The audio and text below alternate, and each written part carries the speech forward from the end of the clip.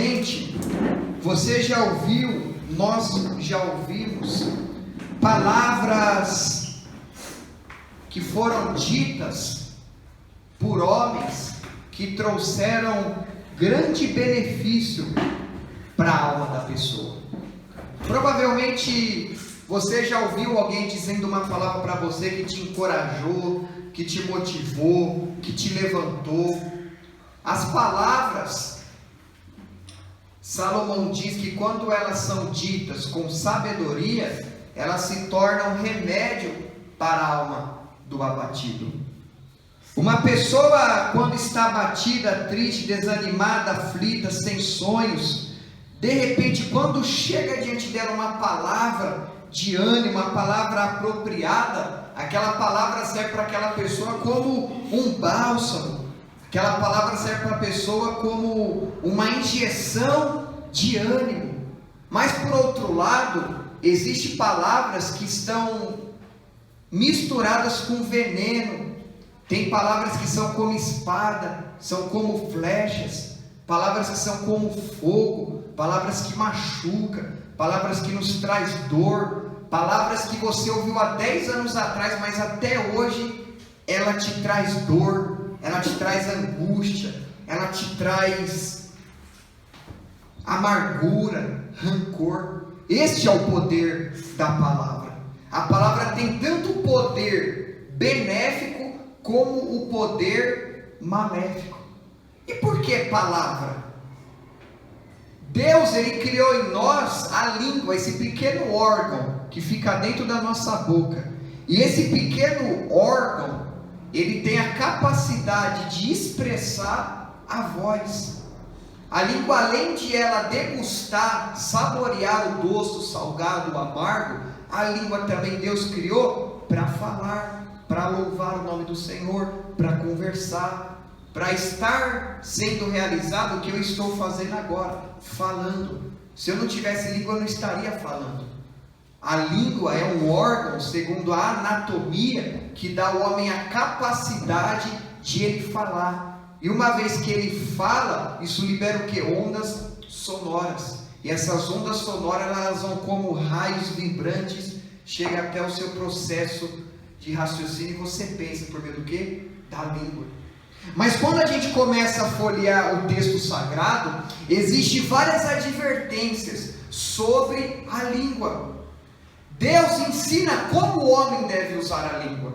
E Deus também proíbe a forma errada de o homem usar a língua. Por que isso? Porque a Bíblia diz que o homem fala do que o coração está cheio. Ou seja, o que você fala vai evidenciar o que o seu coração está cheio. Você quer descobrir que uma pessoa está cheia de Deus? Ela só fala de Deus. Você quer descobrir uma pessoa que não está cheia de Deus? Você fica com ela uma hora, ela não fala nada de Deus. Fala de trabalho, faculdade, fala da vida secular, fala da família. Não que seja errado falar disso, mas uma pessoa que ela está cheia do Espírito Santo, ela vai usar a língua para pronunciar o quê? Palavras agradáveis, palavras de Deus, palavras que envolvem os atributos, a glória de Deus. Você quer fazer uma análise do que está dentro da pessoa? Fique com ela conversando algum tempo. Então, trazendo essa margem de introdução, para nós entendermos um pouco da língua e a capacidade que ela tem, vamos dar continuidade. Entretanto, nós também somos testemunhas de pessoas, famílias e comunidades que são minadas e destruídas por palavras insensatas. Quantas famílias estão sendo destruídas por causa da palavra? Quantas pessoas estão sendo destruídas por causa da língua? Quantos casamentos estão sendo detonados, minados, destruídos por causa da palavra? Palavras ditas num tempo errado, palavras ditas com agressão, palavras ditas para matar, para ferir, para trazer inimizade. Então a palavra, ela tem minado muitas famílias, tem minado muitas amizades de anos, por questão de 5 minutos de conversa, de discussão, por falta de vigilância, de ter refreado a palavra, eu ou vocês, ou quem vai me ouvir, acaba falando algo e aquele algo entra dentro da alma da pessoa como uma espada. E aquela palavra que entra dentro da alma da pessoa produz vários sentimentos, como orgulho, vaidade, desprezo, ódio, vingança e dentre outros sentimentos. Porque eu e você, quando ouvimos algo, isso entra.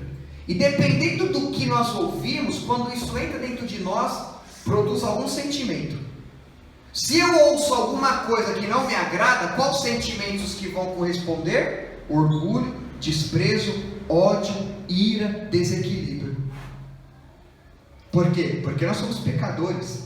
Então, quando a palavra ela entra dentro da nossa natureza, a nossa natureza vai corresponder com vários tipos de sentimentos. Se você ouve uma palavra boa, o sentimento vai corresponder ao que? Alegria, ânimo, felicidade. Obrigado por essa palavra. Agora, quando você ouve uma palavra que dói, o sentimento vai corresponder como?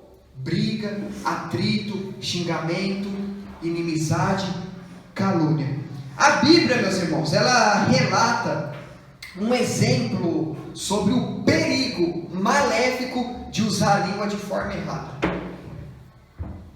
A história vai nos dizer que Davi, ele foi ter com um sacerdote chamado Abimeleque. E quando Davi ele chegou diante desse sacerdote, na cidade de Nob, Davi estava com fome, Davi estava faminto, pois Davi estava fugindo de Saul. Sabemos que Saul queria o quê? Matar a vida de Davi. Então Davi ele vai até Nob, ele vai até esse sacerdote, e ali Davi começa a ter um diálogo com esse sacerdote. E Davi então diz para esse sacerdote que ele estava com fome, que ele estava fugindo de Saul e que ele estava sem espada, sem armamento para atacar e para se defender. Então ali o diálogo vai fluindo, vai se desenvolvendo, e o sacerdote então diz para Davi que ali só tinha a espada de Golias. Então Davi vai lá, pega essa espada. Mas o que eu quero enfatizar nessa conversa que Davi estava tendo com esse sacerdote é que existia um homem que chamava-se Doeg. E esse homem que se chamava Doeg, ele era um aliado de Saul. Enquanto Davi estava conversando com esse sacerdote, Doeg ele estava o quê? Ouvindo a conversa entre Davi e o sacerdote Abimeleque. A história bíblica vai nos dizer que Doeg, ele vai diante de Saul e ele usa da língua para criar uma mentira sobre a conversa que Davi estava tendo com o sacerdote. E Doeg então, ele pronuncia a Saul que Davi Doeg, que na verdade Abimeleque, ele estava vinculando-se com Davi para conspirar contra o reinado de Saul. Resumindo a história, o que aconteceu? Ocorreu uma grande chacina. Por que ocorreu uma grande chacina? Porque Doeg, ele usou da língua para criar uma mentira. E ele vai até Saul e diz: Saul, aconteceu isso. Davi estava falando com o sacerdote. Davi foi ter com o sacerdote. E eles estão conspirando contra você. Sabe o que Saul fez? Saul ele deu uma ordem para os seus homens matar o sacerdote Abimeleque e os 80 sacerdotes que estavam na região de Nob. Saul então, ele deu uma ordem para que os 85 sacerdotes fossem mortos. Por quê? Por causa de Doeg. Então observe a capacidade destruidora que a língua tem.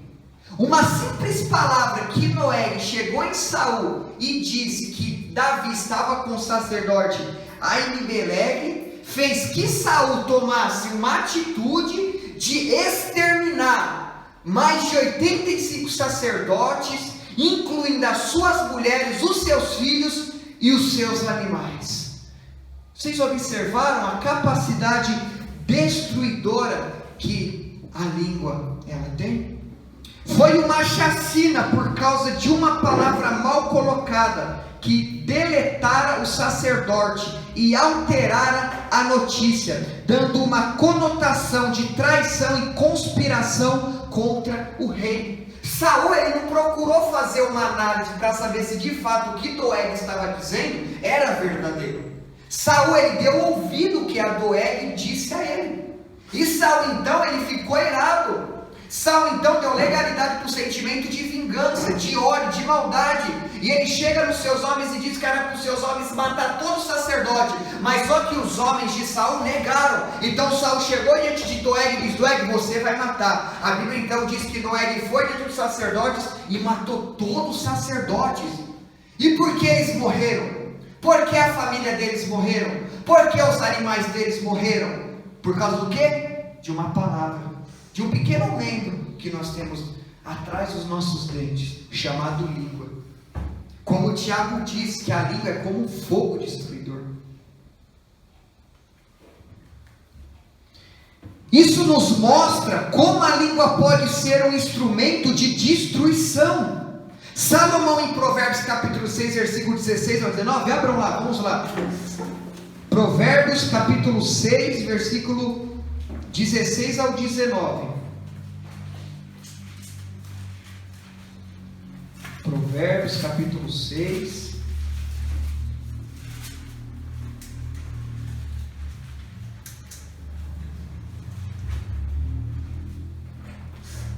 A partir do versículo 16, ó.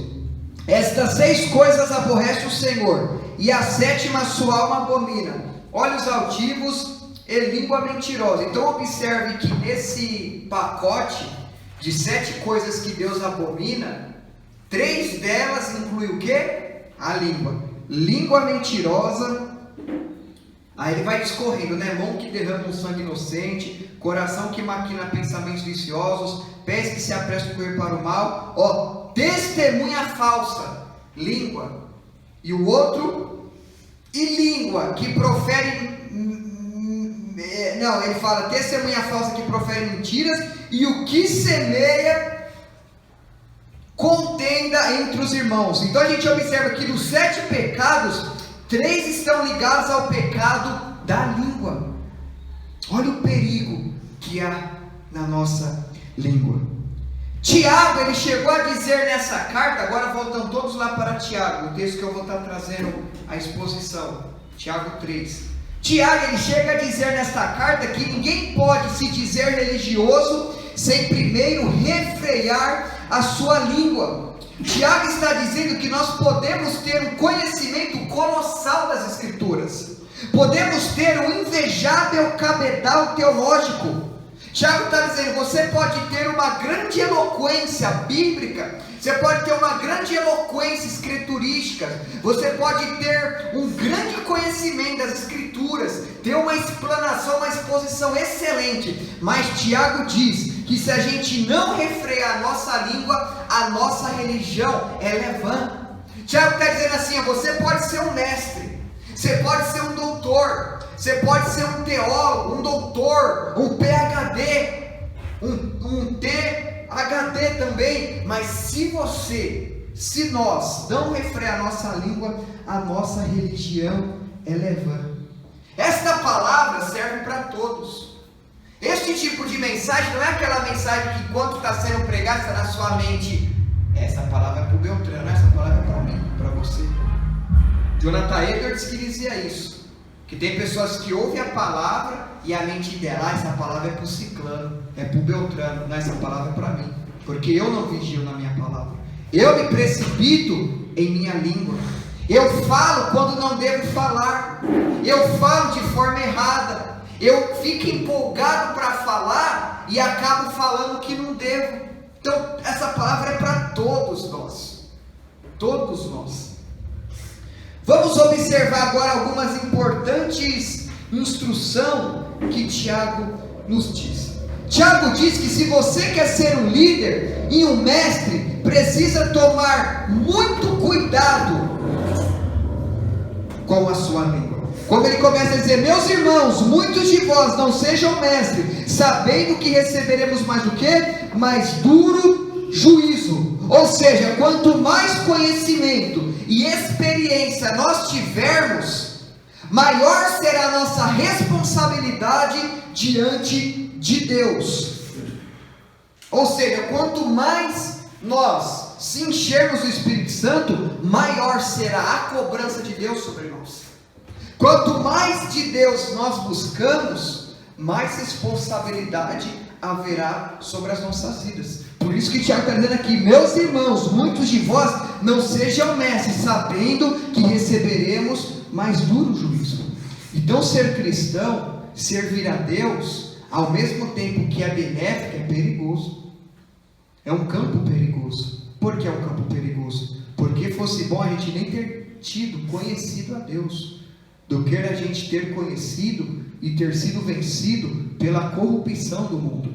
A situação do conhecedor é pior do que o não conhecedor. O juízo de Deus será mais grave sobre uma pessoa que está no mundo servindo o diabo, ou sobre uma pessoa que está na igreja servindo a Deus falsamente? O juízo maior será sobre quem? Quem está na igreja servindo a Deus falsamente. Quem está no mundo servindo ao diabo, Deus trará juízo? Sim, mas o juízo de quem é conhecedor será bem mais grave. No dia do juízo, o julgamento de Deus não vai ser igual para todos. Vai ter patamares diferentes de condenações. Como Cristo disse: ai de ti, Corazim, Betsaida, se em Tiro e Sidônia tivessem ouvido, visto o que vocês têm visto e ouvido, eles teriam se arrependido com panos de saco e com cinzas. Mas sobre vós, Jesus está dizendo, virá maior juízo. Por que virá maior juízo? Porque vocês estão vendo o verbo encarnado, vocês estão vendo milagres, vocês estão ouvindo o evangelho, estão desprezando. Eles não ouviram o evangelho como vocês estão ouvindo, eles não contemplaram os sinais como vocês estão contemplando. Então é uma responsabilidade muito grande, sempre quando a gente pega as escrituras para ler. É uma responsabilidade muito grande, sempre quando a gente vem para um culto ouvir a palavra de Deus. Cada culto que a gente vê que a palavra é pregada, existe um peso de responsabilidade sobre nós. Deus vai requerer de nós isso. Ou você acha que Deus essa manhã está distribuindo a palavra dele para vocês e não vai requerer nada de vocês? Você acha que eu estou pregando essa palavra, eu vou pregar, vou sair daqui, vai estar tudo bem? Não, Deus vai requerer o que eu estou pregando. Deus vai requerer o que o Roger vai pregar à noite. Ele está achando que ele prega e tudo bem, está tudo normal. Ele acha que ele vai estar pregando algo e Deus não vai querer dele o que ele está pregando. Você acha que Deus vai chegar, vai te dar algo, tudo bem, está dado. Não, ele dá e vai requerer. Eu te dei um talento, eu quero 2. Eu te dei 2 talentos, eu quero 4. Eu te dei 5, eu quero 10. O que Deus deu, ele cavou, Deus falou: aparta de mim, lance ele no lago de fogo ardente. É isso que Deus faz. O quem recebe a palavra e não pratica. Quem lê a palavra e não pratica. Então o Tiago está dizendo: meus irmãos, muitos de vós não sejam mestres, sabendo que receberemos mais duro juízo. Quantas vezes já ficamos envergonhados de falar aquilo que não deveríamos ter falado, na hora em que não deveríamos ter falado, com a pessoa que não deveríamos ter falado? Quantas das vezes você já não se arrependeu por ter falado algo para uma pessoa que você não deveria ter falado? De ter falado algo no momento que você não deveria ter falado? Uma palavra falada é como uma seta lançada, não tem jeito de retorná-la. Tem palavras que a gente fala que não tem como voltar atrás. É a mesma coisa de você ir num monte bem alto, pegar um travesseiro cheio de pena, estourar ele e jogar ele para cima. Você não vai conseguir pegar todas as penas de volta. Assim são palavras. Tem palavras que são ditas que para você voltar é difícil. Por isso que as escrituras nos traz várias advertências sobre a língua. Versículo 2: porque todos tropeçamos em muitas coisas. Tiago está dizendo assim que todos nós tropeçamos em muitas coisas. Tiago está falando: todo cristão, todo crente tropeçam em muitas coisas, mas principalmente tropeçam nas palavras, tropeçam no linguajar, tropeçam na forma de argumentar. Nem sempre você vai ter, nem sempre quando você tem razão é para você falar. Vai ter momentos que você vai ter razão, mas não é para você falar. Vai ter momentos que você está certo, mas não é para você falar. Vai ter momentos que eu vou estar errado, você vai estar certo, mas não é para você falar. Vai ter momentos que eu vou estar errado e você vai estar certo, e eu vou querer falar, mas também não é para mim falar.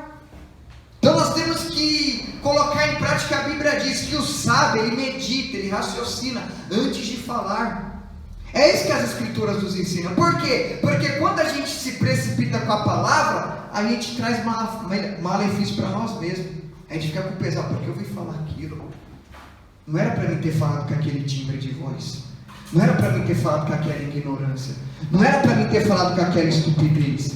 Não era para mim ter falado daquela forma. Então o Tiago está dizendo, porque todos nós tropeçamos em muitas coisas. Mas ele está enfatizando aqui o tropeço da língua, da palavra. Além do tropeço da palavra, a gente tem outros diversos tropeços. Aquele que sabe fazer o bem e não faz, comete pecado. Só o fato de nós não pregarmos o Evangelho, estamos tropeçando. Só o fato de não valorizarmos a nossa família, estamos tropeçando. Só o fato de não amarmos o nosso próximo, estamos tropeçando. O fato de não levarmos a carga um do outro, interceder um pelo outro, estamos tropeçando. O fato de não exercermos a misericórdia e a piedade, estamos tropeçando. Ele dá continuidade. Fique com a sua Bíblia aberta, bem, por favor, para você acompanhar. Utilizar que nem um argumento que o Hernandes Dias Lopes sempre costuma abrir. Seja um crente bereano, amém? Fica a escritura aberta para você ir acompanhando o texto, amém? Versículo 2, parte B, ó. Se alguém não tropeça em palavras, o tal varão é o quê? É perfeito e poderoso, para também refrear todo o corpo. Então ele está dizendo, se alguém não tropeça em palavras, ele está dizendo, o tal varão é perfeito.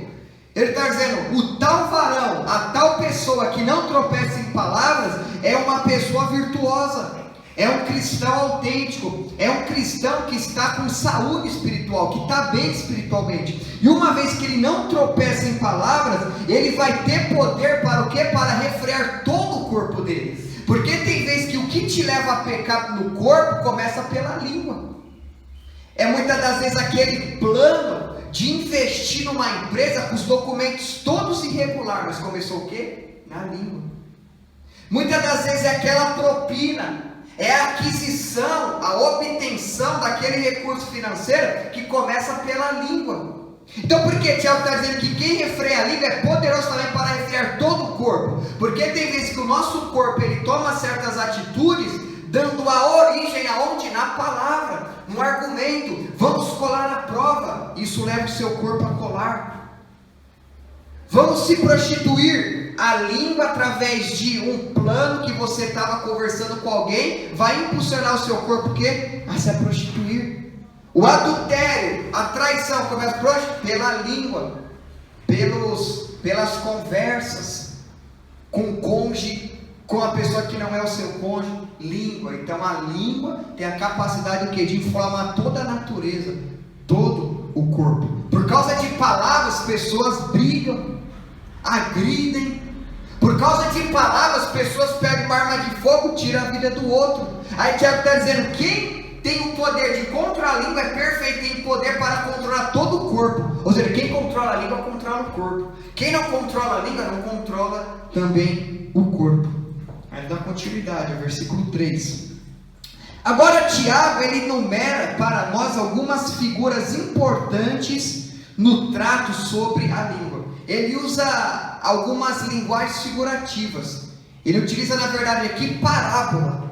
Ele pega uma realidade do mundo para trazer uma aplicação sobre a língua. Vamos lá para o versículo 3, ele diz assim, ó, ora, nós pomos freio nas bocas dos cavalos, para que nos obedeçam, e conseguimos dirigir todo o seu corpo. Nós podemos conduzir uma multidão pela maneira como falamos. Então Tiago está utilizando o que aqui? Ele está utilizando um exemplo do que? Ele está utilizando um exemplo de um cavalo. E por que ele está utilizando o exemplo do cavalo? A língua ela tem o poder de dirigir tanto para o bem como para o mal, como eu já disse aqui para vocês. Mas Tiago ele usa aqui essa figura de linguagem do freio, para que a gente entenda que um cavalo, ele é um ser indomável. O que é um ser indomável? É difícil uma pessoa ter domínio sobre um cavalo. Por que coloca o freio? Porque o freio vai controlar o cavalo. A pessoa vai sentar em cima do cavalo e pelo freio vai controlar, para a esquerda, para a direita. Quando a pessoa quer parar o cavalo, ela vai puxar o freio, o cavalo vai parar. Se a pessoa que está montada no cavalo quiser que o cavalo vire, ele tem todo o controle em suas mãos. Então o Tiago está dizendo assim que assim como nós pomos freio nas bocas do cavalo para que nos obedeçam e conseguimos dirigir todo o nosso corpo, assim nós devemos colocar em nossa língua o quê? Freio. Um animal indócil, ele não pode ser útil, antes é perigoso. Ou seja, um cavalo que não é domável, ele é perigoso. Um cavalo que ele não tem freio, ele se torna o quê? Um ser selvagem e perigosíssimo. Monte em cima de um cavalo sem freio, rapidamente você vai cair. Rapidamente aquele cavalo ele vai começar a saltar, e é bem capaz de você cair tomando coice e vir até a óbito, dependendo de onde o coice pegar. Mas quando nós colocamos freio nesse cavalo, esse cavalo ele se torna o quê? Ele se torna um ser subjugado, ele se torna um ser útil, ele se torna um ser proveitoso, ele se torna um ser que vai estar sob o seu controle. A nossa língua é como um cavalo, Tiago está dizendo. Tiago está dizendo assim para os seus ouvintes, para os seus leitores. E o Espírito de Deus, ele dá inspiração a Tiago para mostrar para nós que a nossa língua é como um cavalo. Ou seja, um cavalo sem freio, ele é descontrolado. Um cavalo sem freio, ele é perigoso. Assim é a nossa língua. A nossa língua é selvagem. A nossa língua, aqui de forma figurativa, é interpretada como um cavalo. A nossa língua, ela dá coice, ela machuca o próximo. A nossa língua faz a gente mesmo tropeçar. Assim como eu, se eu sentar em cima do cavalo sem freio, eu vou tropeçar, eu vou cair. Assim é se eu não tiver freio na minha língua, a minha língua vai fazer eu tropeçar, vai fazer eu cair. Se eu não domar a minha língua vai me dar coice. A minha língua vai dar coice no meu próximo. Então o Tiago está dizendo assim, ora, nós pomos freio na boca do cavalo para que nos obedeça. E o Espírito de Deus está dizendo nesta manhã que nós devemos também colocar freio em nossa língua. Porque quando você tem um cavalo domável, um cavalo educado, um cavalo que é controlado por você, você vai andar com ele na rua sossegadamente. Você vai andar com ele numa campina, num campo sossegadamente. Você vai andar tranquilo. Você vai saborear a natureza, as árvores, vai estar tranquilo em cima do cavalo, tomando a luz do sol. Se você quiser dar água para o seu cavalo, você vai controlar ele, vai até um riacho, ele vai tomar água. Se você quiser levar o seu cavalo para se alimentar, você vai controlar ele. Se você estiver andando em um lugar e de repente estiver passando algumas pessoas, você vai pegar o freio, vai puxar, o cavalo vai parar. Por quê? Porque ele vai estar sob o seu domínio. E uma vez que o cavalo está sob o seu domínio, isso vai te trazer o quê? Bem-estar. Isso vai te trazer o quê? Benefício. Assim traz para a nossa língua. Quando a nossa língua tem freio, isso vai nos trazer o quê? Benefício. Isso vai nos trazer o quê? Saúde espiritual. Tiago, ele dá continuidade na sua linguagem figurativa. Agora Tiago usa um leme. Por que Tiago usa um leme? O navio transatlântico, ele é dirigido para lá ou para cá, pelo timoneiro por meio de um pequeno leme. Agora imagine um transatlântico sem o leme. Pensa, o perigo que esse navio ele não iria trazer para os seus tripulantes. Pensa o perigo que um navio traria para os seus passageiros. Imagine, você está no meio de um mar, dentro de um navio, e de repente não tem leme. Para onde esse navio vai parar? Ele vai ser controlado pelos ventos. ele vai ser controlado pelo mar. E uma vez que o navio, ele não tem leme, ele é descontrolado. Se você está com o navio, você quer ir para o norte, ele não vai para o norte, ele vai andar de acordo com o vento. De acordo com o vento, de acordo com o mar, o navio ele vai sendo guiado. Se de repente o navio está andando reto, e dali a 100 metros tem uma rocha, o que vai acontecer? Vai acontecer como ocorreu com o Titanic. Uma pequena rocha, que residia numa parte do mar, fez que um navio gigantesco afundasse. Então o Tiago está dizendo assim: vede também que as naus, que sendo tão grandes, elevadas de impetuosos ventos, e serviram com um pequeno leme, para onde quer a vontade daqueles que ao governo. Sem leme, um navio seria um instrumento de morte, de naufrágio, de loucura. Ou seja, um navio, um transatlântico sem leme, Roger, é um perigo, é assustador. Já pensou, você casa e alguém chega, paga a sua lua de mel para você passar 7 dias naqueles navios gigantescos? Como é o nome, alguém sabe? Cruzeiro. E você soubesse que aquele cruzeiro não tem leme, você estaria caminhando para a morte. Você estaria caminhando, Reginaldo, para uma atitude sem fim. Porque é impossível um navio permanecer de pé sem o leme. Ou seja, um navio sem o leme, ele está descontrolado. Mas o leme, porém, pode conduzir esse grande transatlântico fugindo dos rochedos, das rochas submersas, e pode transportar em paz e com segurança os seus passageiros e tripulantes. Agora, um navio que tem leme, ele traz segurança para os passageiros. Um navio que tem leme, ele traz segurança. Um navio que tem leme, se ele sabe que dali 100 metros tem um rochedo, o que o condutor vai fazer? Ele vai desviar. O que o timoneiro vai fazer? Ele vai desviar daquele rochedo. Se o marinheiro, o controlador daquele navio, ele sabe que dali a alguns quilômetros tem uma grande tempestade, o que ele vai fazer? Ele vai se afastar dessa tempestade, porque ele está controlando com um pequeno leme um grande barco. Por que ele diz grande barco? Porque eu e você somos aqui simbologicamente esse barco, somos simbologicamente aqui esse navio, e a nossa língua é pequenininha. Para pensar o tamanho da nossa língua perto do nosso corpo. Olha o tamanho do nosso corpo, e um membro desse tamanho, ele tem a capacidade de conduzir todo o nosso corpo. É que nem um leme, ele tem a capacidade de conduzir todo um navio. E Tiago está dizendo assim: uma vez que nós temos um leme, um controlador da nossa língua, a nossa língua vai conduzir o nosso corpo para longe dos rochedos, para longe das tempestades.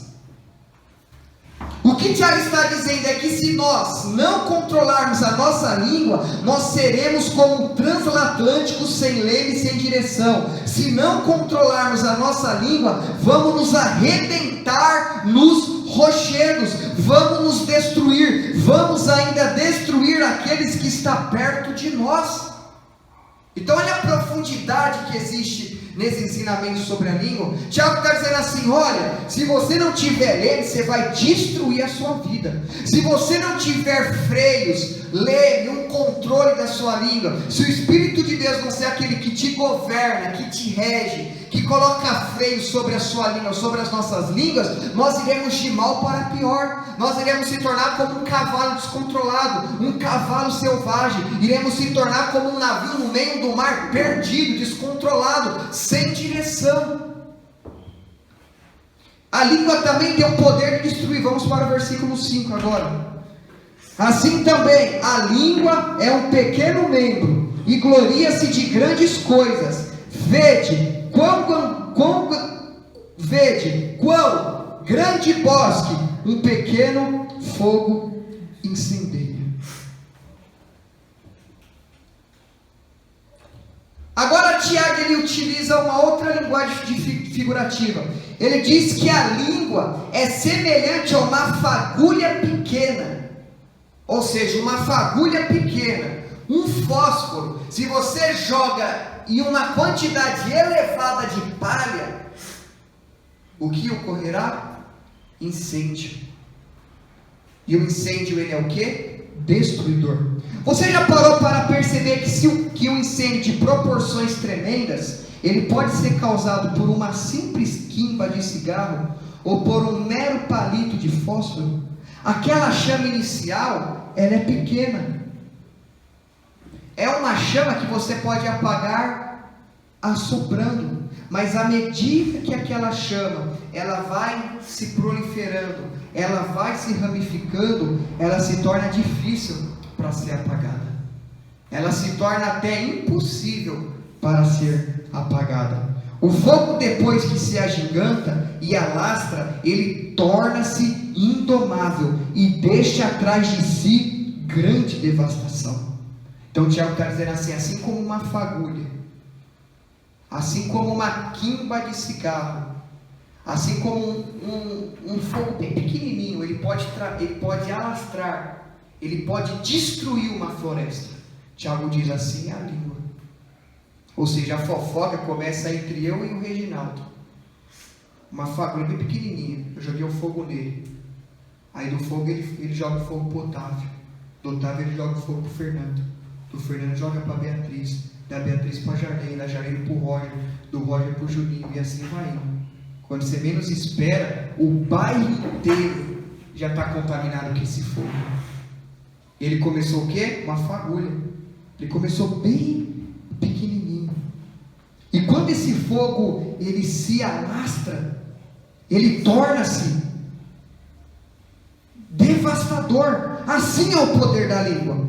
Onde um comentário maledicente se espalha, onde a boataria metra e onde a fofoca se infiltra, é como labaredas de fogo, vai se alastrando e provocando destruição. Assim como o fogo cresce, espalha, fere, destrói e provoca sofrimento, prejuízo, destruição, assim também é o poder da língua. Ou seja, quando o fogo ele devasta, quando o fogo ele se alastra, o que o fogo traz? Destruição. O que o fogo traz? Dor. O que o fogo traz? Morte. O que o fogo traz? Prejuízo. E o que a língua traz? Prejuízo. Uma palavra que começou entre eu e o Roger pode trazer até morte em outros lugares. Como ocorreu com Doeg. Doeg chegou para Saul, foi fofocar para Saul, e o que Saul fez? Matou. Doeg foi impulsionado, dominado, governado, ordenado por Saul para matar os sacerdotes. Por causa do quê? Da língua. Olha como começou pequenininho. Observa como as escrituras ela é harmônica. Doeg chegou em Saul e disse: Saul, Davi estava conversando com o sacerdote Abimeleque. O que Saul fez? Deu ordem para que 85 sacerdotes morressem, incluindo a sua família e os seus animais. Observa que o fogo começou desse tamanho, pequenininho, começou a incendiar. Ele fez isso, alastrou. Então Tiago está dizendo: assim também é a língua, é um pequeno membro e gloria-se de grandes coisas. Vede quão grande bosque um pequeno fogo incendeia.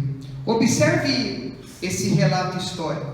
No dia 8 de outubro de 1871, às 8h30 da noite, durante uma campanha evangelística de Delhi Moody, em Chicago, aconteceu um terrível incêndio. Mais de 100.000 pessoas ficaram sem casas. 17.500 prédios foram destruídos e centenas de pessoas morreram.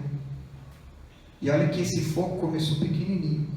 E qual foi o resultado dele? Mais de 100.000 pessoas ficaram sem casas. Ou seja, mais 100.000 casas aproximadamente foram incendiadas, foram destruídas. Aproximadamente 17.500 prédios foram incendiados. Aquele incêndio, ele começou tênue e pequeno, mas ele atingiu uma proporção avassaladora. avassaladora. Assim é a língua. Então observe o poder que há na língua. Uma palavra que pode começar aqui no nosso bairro, pode ir para lá do outro lado do Brasil. E uma palavra que começou em nós, pode trazer morte lá do outro lado. Observe os comandantes dos comandos, as facções. Quando os cabeças dão uma ordem de dentro da prisão, aqui fora se torna o quê? Um incêndio, uma destruição. Quem lembra de Hitler? Quem lembra de Hitler? A língua de Hitler era uma língua eletrizante. Multidões de massa eram loucamente iludidas, fascinadas pela oratória de Hitler. Por intermédio das oratórias eletrizantes de Hitler, milhares de pessoas foram mortas. Olha o poder destruidor da língua, meus irmãos. Suas ideias foram despejadas como ácido do inferno sobre a mente do povo alemão. Por intermédio de Hitler que houve o holocausto judeu, milhares de judeus foram mortos por causa de um homem somente. Olha a capacidade destruidora, meus irmãos, que a língua tem. Olha o que tem acontecido com o nosso mundo. Olha a quantidade de pessoas que têm morrido por causa da língua, por causa da ideologia do ódio. Olha o que acontece com a língua quando é utilizada de forma racial, o racismo, o desprezo, tudo por causa da língua. Então o Tiago está dizendo, vede quão grande de vós um pequeno fogo incendeia. E Tiago está dizendo, verifique que esse membro pequenininho, ele pode destruir uma cidade, ele pode destruir uma nação.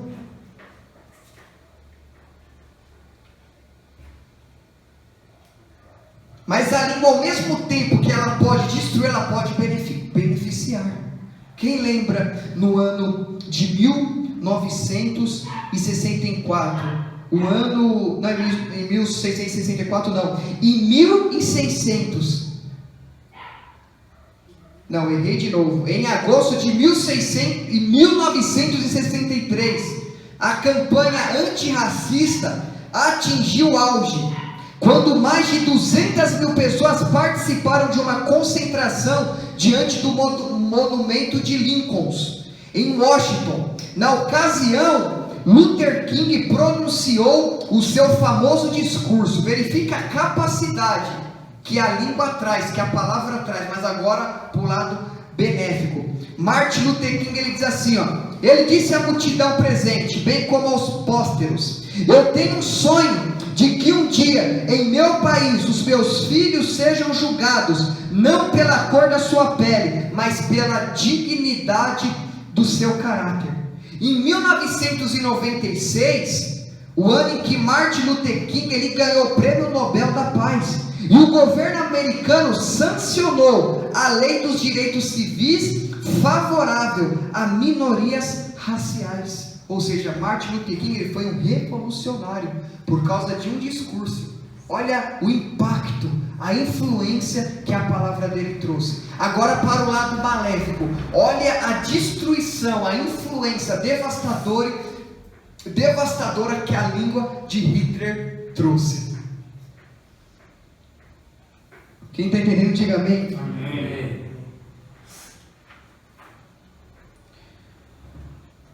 É do nosso conhecimento o que aconteceu no ano 64 depois de Cristo também, utilizando outro exemplo de destruição na cidade de Roma, onde o imperador Nero, com sua insanidade, ele pôs fogo em Roma. Enquanto Roma estava sendo incendiada, Nero estava assistindo esse espetáculo horrendo das chamas e lambendo a cidade com fúria e destruição. Dos 14 bairros de Roma, 10 foram devastados e destruídos. Então observe a capacidade que o fogo tem. Assim é o poder da língua. Sempre quando você vê um incêndio, você diz, minha língua pode fazer isso. Sempre quando você vê uma mata sendo devastada pelo fogo, a minha e a sua língua pode fazer isso. A fofoca, a calúnia, a difamação, o falso testemunho. Então o que Tiago está querendo nos alertar é que a língua tem o poder do fogo, o poder de destruir. Como o fogo destrói, assim também a língua destrói. Preste atenção nesse relato histórico, para você observar o período na língua. No final do século XIX, na cidade de Denver, em Colorado, nos Estados Unidos, 4 repórteres aguardavam ansiosamente a chegada de um famoso político, um senador, que haveria de visitar a cidade. Os repórteres então se posicionaram para receber o dito senador, um homem de projeção no país. Entre mentes, para a frustração deles, o senador não chegou à cidade. E esse relato vai nos dizer que aqueles 4 jornalistas, eles foram para onde? Eles foram para um hotel. E ali nesse hotel, esses 4 jornalistas, eles começaram a se embriagar, eles começaram a beber, e eles então resolveram escrever uma matéria para o jornal, para que pudesse chamar a atenção da população. De forma contundente, eles escreveram um artigo cuja manchete era: a China anuncia a derribada de suas multisseculares muralhas. Então esses 4 jornalistas, eles resolveram criar uma falsa manchete, e eles divulgaram essa manchete para a China, dizendo que as muralhas da China seriam destruídas. A notícia chegou à China como uma bomba explosiva e provocou uma grande confusão. Então o governo da China, a presidência da China, recebeu essa notícia de que as muralhas seriam destruídas. Os chineses então, eles reagiram furiosamente, abrigando um grande ódio pelos ocidentais. Os cristãos ocidentais que moravam na China, eles passaram nesse período a ser grandemente perseguidos. Essa malfadada notícia provocou na China a sangrenta Revolução dos Boxers. Em maio de 1900, essa revolução se alastrou, provocando grandes tragédias e a perda de milhares de vidas. Observe a capacidade que a língua tem de destruir. Por causa de 4 cidadãos, eles mexeram não somente na China, mas foi necessário que os Estados Unidos, a Inglaterra, a Alemanha, a França e o Japão intervessem para acabar, cancelar essa perseguição dos chineses contra um certo público, e um desses públicos eram os cristãos.